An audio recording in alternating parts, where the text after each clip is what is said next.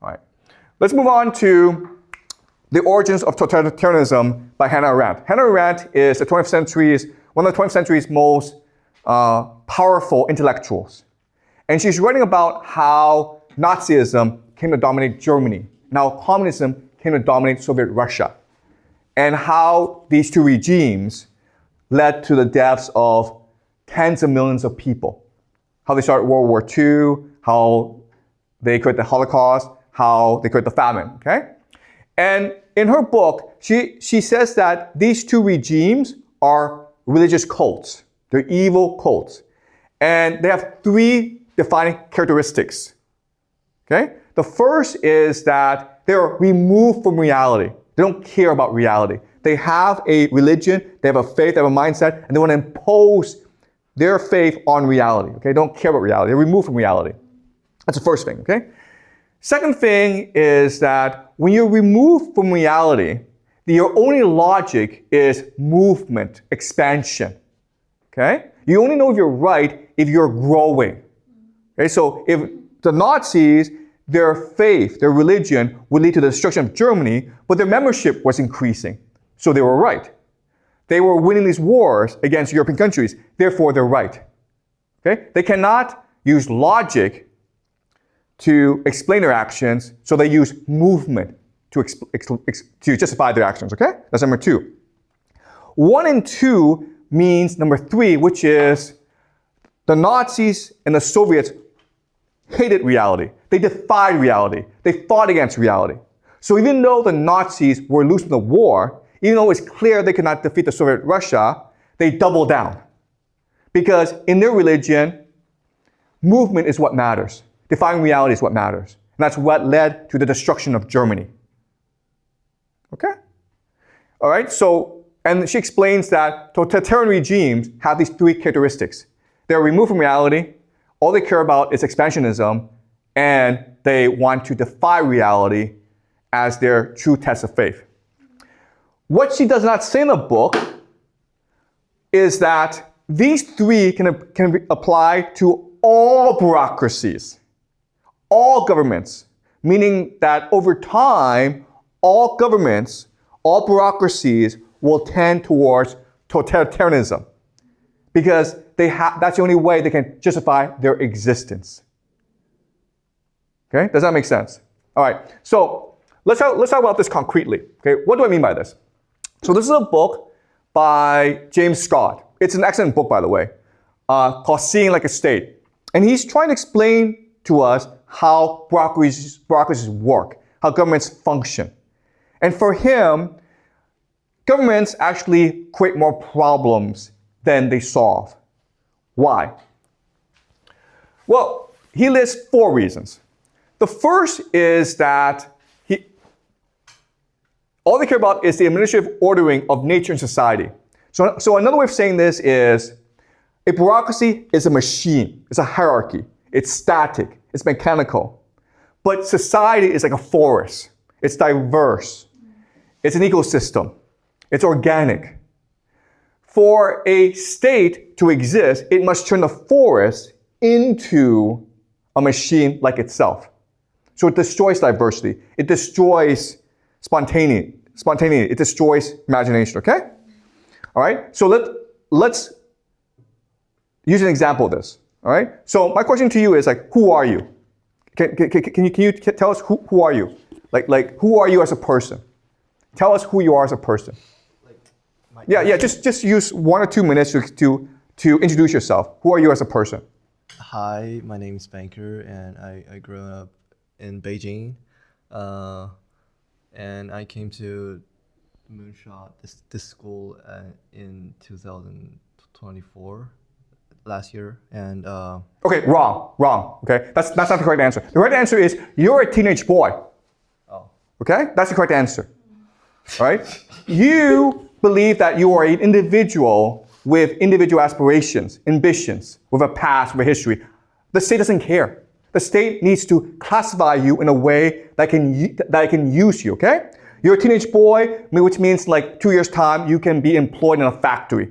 Or I can send you to war. Okay, that's all I care about. Okay? I don't care about your name. I don't care about who you are. I don't care who your parents are. I don't care about your past. I don't care what you like. All I care about is the fact that you are a teenage boy, and therefore I can exploit you for labor. Okay? That's how states think. Okay? So, the bureaucratization of society. Second is the idea of high Marxist ideology.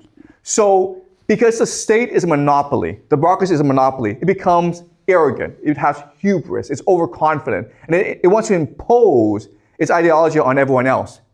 It believes that through its own planning, it can achieve paradise. Okay? So it becomes authoritarian, meaning it refuses to listen to criticism, to feedback, to questions. It is not open to debate. It imposes its will on people, okay? Which creates a weak civil society. And if as an organization, you're not getting feedback, you're not allowing for openness, then you will wither and die, okay? And that's why states, governments will always fail in the end. Okay, so he uses two examples. The first example is what happened in the late 19th century Germany. So in Germany, there's lots of forests. And the state is thinking of ways, how can we best monetize the resource of the forest? Well, there's certain trees that you can cut down for lumber, right? The problem is that in a forest, most space is occupied by useless shrubs or greenery or trees. Okay? So their bright idea is, you know what? Here's a simple solution. We'll burn down the forest and just plant trees that we can harvest for lumber. Right? Brilliant. That's a brilliant use of space. It's more efficient. The problem, though, is that when you do that, the trees are susceptible to disease, to weather changes. A forest is resilient because it's diverse. Okay? So this is what Scott says. Monocultures are, as a rule, more fragile and hence more vulnerable to the stress of disease and weather than polycultures are. Any unmanaged forest may experience stress from storms, disease, drought, fragile soil, or severe cold. A diverse, complex forest, however, with its many species of trees, its full complement of birds, insects, and mammals is far more resilient, far more able to withstand and recover from such injuries than pure stands. So nature has diversity because it allows for resilience. Okay? Some part of the forest can die, but the rest of the forest will recover from anything, whether it's disease or drought or weather. Okay? And we humans are the same way. If you let humans do whatever they want, we are resilient. So some communities might die off, but other communities will adapt. The problem with a state, with a government, is that it sees diversity as an enemy. Okay, so if there's a natural disaster, it's very likely that a lot more people die off than otherwise, okay? Another example is forced communism in Tanzania. Okay, so it's a top-down system. And their idea is, okay, these farmers, they have their little small farms, and they grow their crops, but that's not efficient. What if we just got all the farmers together and had coffee? And they all, had coffee or wheat or whatever. And then we can sell this to other countries. Okay? And of course, you can imagine that this will lead to starvation, because it's the same principle as the forest. If there's a weather crisis or if there's a disease, then all your crops die off and then your people die off, okay? What these planners carried in their mind's eye was certain aesthetic, what one might call a visual codification of modern rural production and community life, okay? So the problem with bureaucrats is they have no imagination. Everything to them has to be mapped out. They like things that can be mapped out, that can be a blueprint, okay? They like to brag about these things because that's how they see the world. But real world, nature requires diversity, it requires organic, okay? All right, so he gives examples of how the state transforms society. So before, what would happen is that people would just come together and they would organize their communities according to their needs. Okay, it's a bottom-up process, but the state wants to create permanent cities where people are just in one place all the time, right? That's why you have cities. Before, what's natural is just for people to live on small farms and share stuff with other people, to trade with each other. The problem with this is the state cannot tax you. So what the state does is it brings you to cities, makes you work in a factory so it can tax you. Okay? The point of giving you a wage is so it can tax you, to exploit you. Property. Before, it was very common for people to share property together. Okay? Now, it's all owned and controlled by the state. Resources are the same thing. Before, people just used resources according to their needs. But now the state wants to centralize these resources. Okay? So it can tax and exploit people properly. Okay? So that's what a state bureaucracy does. So what are the consequences of the over-bureaucratization of society? Well, what's happening in America is that while consumer goods like cars, clothing, and cell phones are going down, what's going up are hospital services, schooling, okay, housing. Why? Because these are monopolies controlled by bureaucrats, right? So what's happening is with the over-bureaucratization of society, it's almost impossible for middle-class people, ordinary people, to have a good life now. Here's another really interesting chart. The black shows you the growth in the stock market, okay? And you think, wow, this is a good thing, okay? The problem is, first of all, only 10% of people in the United States control most of the stocks, over 90% of the stocks. The other issue is this. The other issue is, if you look at prices, yeah, it's gone up. But if you look at stocks as units of gold, if you use gold to buy stocks, guess what? The price of stocks have gone down. That's a blue, okay? If you use money to buy stocks, it goes up. But if you use gold to buy stocks, it goes down. What this is telling us, okay, very simple, is we are living in a lie. All this wealth generation, it's all a lie. It's not real. We just think it's real. We're living in a fairyland created by bureaucrats to fool us to believe that we are prosperous. Okay, does that make sense? The amount of gold that you can buy with stocks has gone down. Okay? Okay, so the blue is the gold, the black is money. The money is worthless. Okay? All right, another problem that bureaucratization has created is people don't want to work anymore. So in America, this is called quiet quitting. In China, it's called 躺平 or 摆烂. Okay? Lying flat, let it rot. People don't want to work anymore. Why? Because it's pointless to work in a bureaucracy, right? Leaders don't care. The organization doesn't need you. You are alienated. You are told what to do and you cannot negotiate. You cannot rise within the bureaucracy. You're being asked to work too much. You feel as though you're just a machine. Okay? And so the way you rebel is lying flat, okay, or quiet quitting. Okay? So your over-bureaucratization of society means that people now have become more lazy, more complacent, more indifferent. And what this also means is that democracy is declining because people's voice, people's power is declining, okay? So you can see that people feel as though democracy is in the decline. In fact, experts estimate that democracy, the capacity for people to participate in politics, the capacity for people to influence politics has declined rapidly these past 10 years, okay?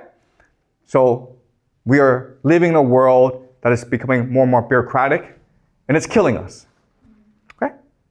All right, questions?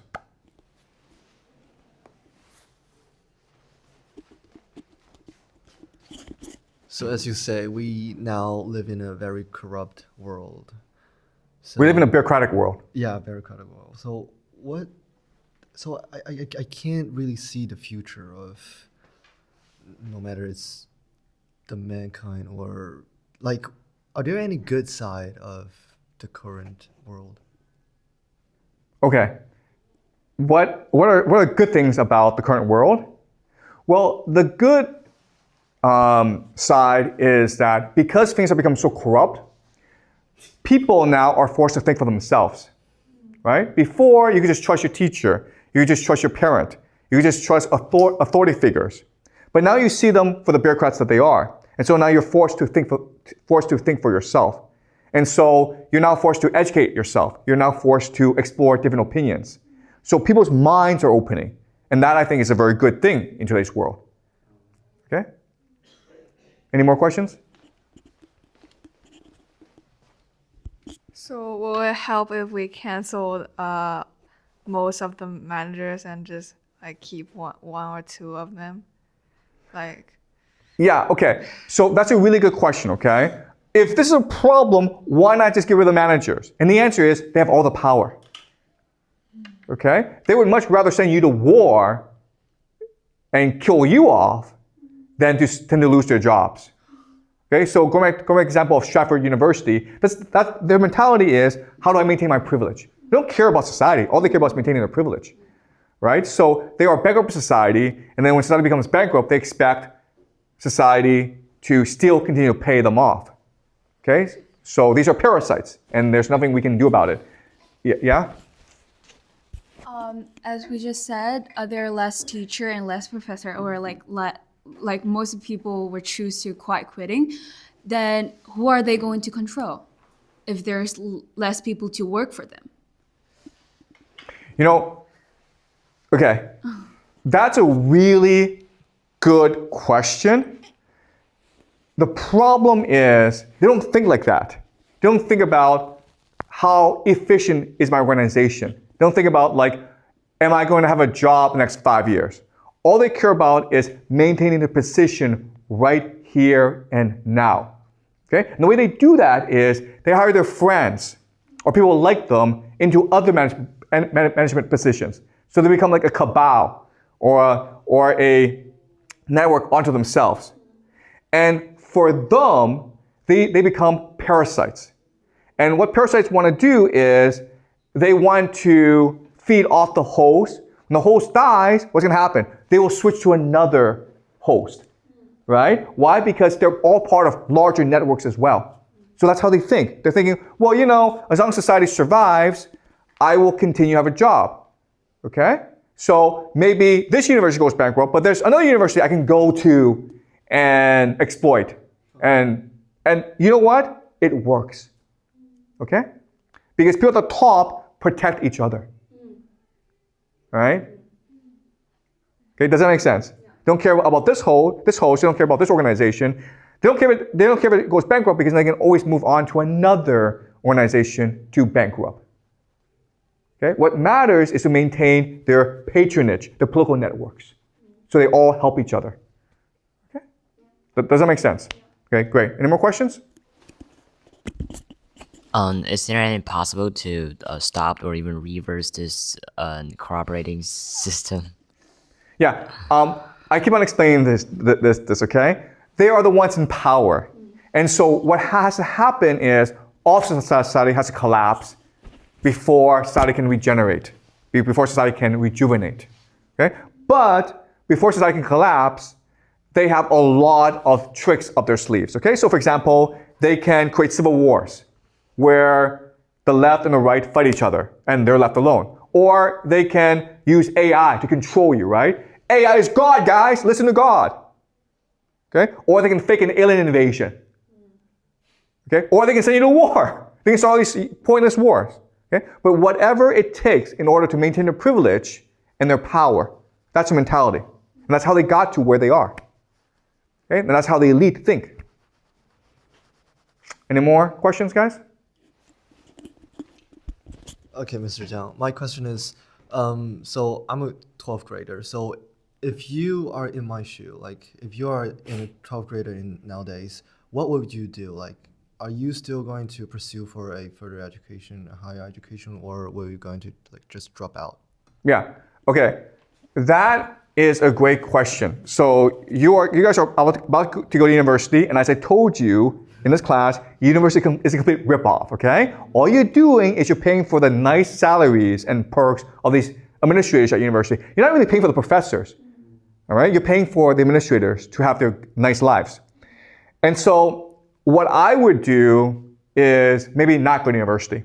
What I would do is focus on education, on learning, by reading a lot of books, by asking a lot of questions and doing my own research, by learning real skills. Okay? So in a society like this, where the game is rigged, going to university means that you'll just lose. Okay? Maybe before, like 20, 30 years ago, it was good to go to university because you might become a manager.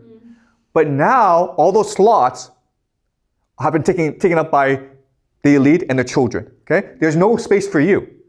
So the only thing you can do in this context is to really start educating yourself in real knowledge. All right? Reading books, meeting lots of different people, exploring the world. Okay? Like really develop real knowledge. Okay? That's the best solution. All right? Any more questions? Does it matter to the major? Does it matter to the major? No, it does not matter the major. It's all a scam. Okay. Yeah. Okay. Okay. It's all a scam. Even for liberals. It's all a scam, okay? Doesn't matter what university you go to, liberal arts, Ivy League, state, it's all a scam. Doesn't matter what your major is, economics, psychology, humanities, computer science, it's all a scam, okay? The system exists so that the managers, the administrators can continue to feed off the system. All right? Okay, guys, so we'll continue this next week, okay? All right. But thank you for the questions.